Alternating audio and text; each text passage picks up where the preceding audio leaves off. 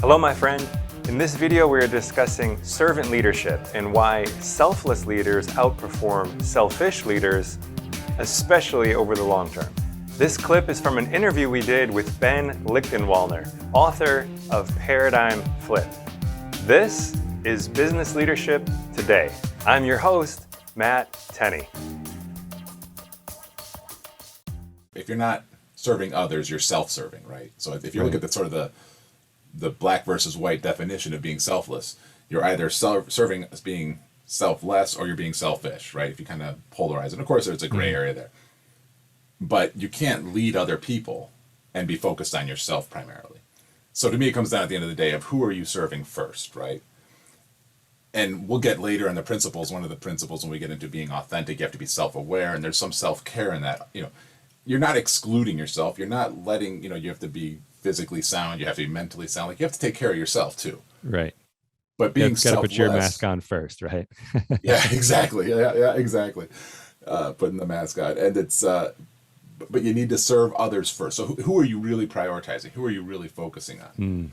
And in a career, in a work organization, if you're focusing on yourself first, I'll be honest with you, it's easy to climb the traditional corporate ladder, right? You can make results look good in the short term very easily, right? Mm-hmm. One of the phrases I say all the time is, bad leaders steal from tomorrow to make today look good. Quarterly results are a huge part of this problem, right? Right. It's real easy to make this the rapid climber you see going up the organization every year, rarely held accountable for the organization they leave behind. And that's part of the challenge, right? Mm-hmm. If you're being selfless and you're focusing on what the organization needs and what your team needs first, then you're really doing good for the organization and for the team. But you might not climb quite as quickly. It's a reality. Being a great leader means taking a little time to develop the team and the organization first. So that's where being selfless comes in. Got it. And so why do you think this is so important from a business standpoint? I think clearly from the standpoint of, if you just think about, what is the real definition of a leader?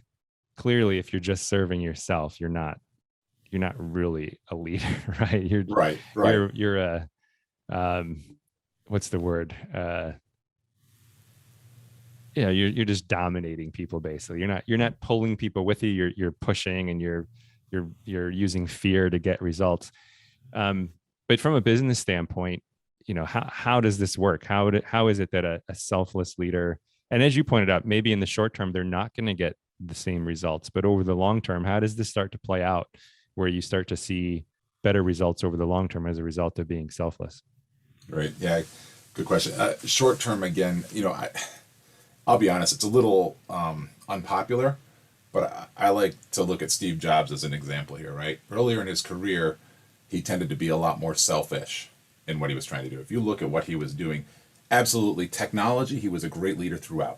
He was a great technical leader throughout. Right. As a people leader, his people leadership skills evolved as he got further in his career. You talk about up until the point he was fired from Apple and the initial thing. And, that was when he was denying his own child. And I don't mean to talk badly about a man who passed away not terribly long ago, but he grew and he learned as a leader. And by later in his career, frankly, even in his personal life, when he started being more accepting of people, and people who worked for him even later in his career still said he was, drove incredibly hard. And, there were some difficult challenges there. But in the beginning of his career, it was more short-term focused. The old Apple II versus the Lisa and the Mac PC battle, right, was very much I've got what I want, what I think is right, and I'm going to tear this organization apart to prove it, right? There was this huge challenge, and you look at what that caused to the organization, and frankly, that's a big part of why he was let go. Later in his career, frankly, when he achieved his greater successes, when he was brought back to Apple and the iPod, and all the things that came about that later. Not saying he was a perfect leader, not saying he was a terrible person. He had positives and negatives. But I think that's a great example if you look at what a same individual does when they are more selfish and what they can achieve when they are more selfless over time, and how that impacts the business as a result. Yeah, I think you bring up a good point here too about, a lot of people I think might want to push back on this idea and say, well, look at Apple, that was run by somebody who was by many outside observers, and people inside of Apple, I think, viewed him as being rather self-centered a good portion of his career. Look at Amazon. I think a lot of people look at Jeff Bezos, and again, he has positives and negatives, but I think people think of him as being a little bit more self-centered. So people might push back with this, right? These are two of the most profitable companies in history, but they're they're monopolies basically, right? So, yeah. So like, what do you say to people who are using these as evidence that maybe you should be selfish? Maybe you shouldn't lead in a way that's selfless. Yeah, absolutely. Well, if you want to focus on pure profit as the only metric of success, they have a little bit of an argument. However, I also say, because I hear that argument all the time, yes, they are successful with individuals you may argue as being selfish at the helm. But imagine how much greater they would be if they were selfless. If those leaders were more focused on giving back. And of course, the proponents of Amazon and the proponents of Apple will also highlight the dozens of charities they've served and the millions of dollars they've given away. And even Microsoft, of course, Bill Gates got huge flack for not giving away enough earlier in his career. And of course, now the Bill and Melinda Gates organization, look at what the incredible work they're doing now. So the argument could be made the other way too, that, right, they built up this massive amount of money and now they can do so much more with it. I just tend to look at how much greater the organizations would be today if they were more selfless leaders at the helm.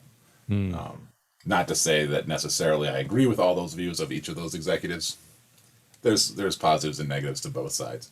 But like I said, Oracle's another example too. Larry, I forget his last name, but the CEO there has also taken severe criticism for being very selfish. So yeah, I think of how much greater they could be if they were more selfless. We hope you found this video valuable. If you did, please hit that like button so this video can help other people too. We love getting feedback, so please leave a comment below letting us know what you found most helpful in this video. If you'd like to listen to the entire 30-minute interview, please visit businessleadershiptoday.com.